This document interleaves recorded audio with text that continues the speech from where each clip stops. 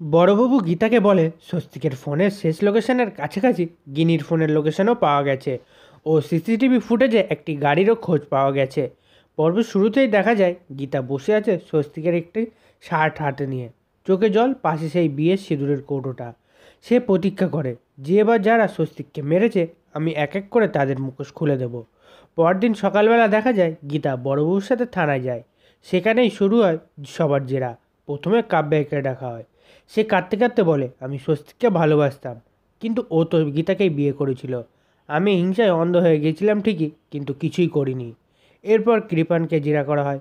সে প্রথমে ঘামছে, তারপর বলে আমি শুধু একবার বলেছিলাম সব কিছু শেষ করে দেবো, কিন্তু বিশ্বাস করুন আমি কিছুই করিনি, স্বস্তিককে আমি মারিনি। হঠাৎই বড়বাবু একটি তথ্য দেন, স্বস্তিকের ফোনের শেষ লোকেশন দেখা গেছে ঠিক গিনের ফোন লোকেশনের কাছাকাছি।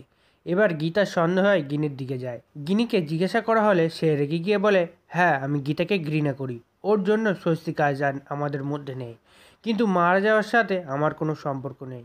গীতা এবার বলছে স্বস্তিক যেদিন শেষ হয় সেদিন শুধুমাত্র এই বাড়ির মানুষই জানতো সে বাইরে যাচ্ছে, কারো না কারোর মাধ্যমে খবর বাইরে গেছে। ঠিক তখনই এক পুলিশ কনস্টেবল থানায় এসে বড়বাবুকে চুপি চুপি কিছু একটা বলে। সেটা শুনেই বড়বাবুর মুখটা একদম থমথমে হয়ে যায়।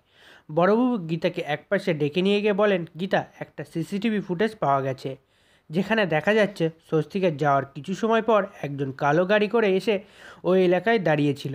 গীতা জিজ্ঞাসা করে গাড়িটার মালিকের কি খোঁজ পাওয়া গেছে? বড়বাবু বলে হ্যাঁ, গাড়িটার মালিক হলো ধীমান সেন। গীতা কিছুক্ষণের জন্য স্তব্ধ হয়ে যায়, তারপর বলে তাহলে ধীমান সেন শুধু আমার ওপর নজর রাখছিল না, স্বস্তিকের গতিবিধিও সে লক্ষ্য রাখছিল। এরপরে গীতা বলে আমি এবার নিজের মতো করেই তদন্ত শুরু করব। এটা শুধু স্বস্তিকের মৃত্যু নয়, এটা একটা ষড়যন্ত্র।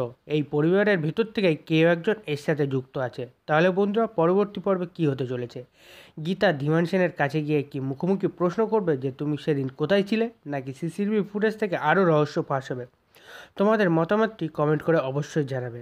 ধন্যবাদ।